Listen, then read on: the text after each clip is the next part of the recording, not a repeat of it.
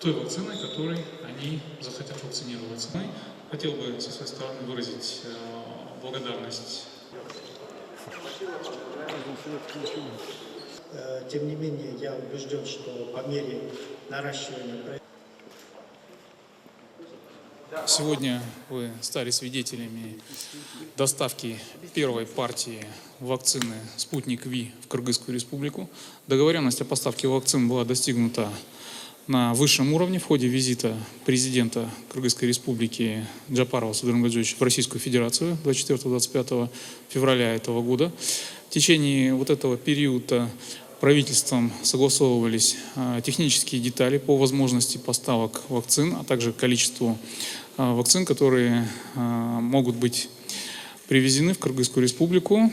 Вы знаете, что позавчера состоялась встреча на уровне заместителя председателя правительства Российской Федерации, сопредседателя Кыргызско-российской межправительственной комиссии Аверчука Алексея Логвиновича и меня. Мы обсудили технические возможности, а также все условия по поставке вакцин на территорию Кыргызской республики.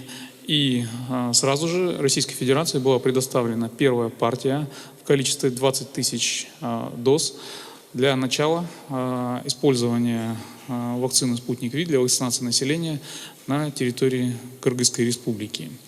Хотел бы отметить, что вакцина «Спутник Ви» официально зарегистрирована на территории Кыргызстана и включена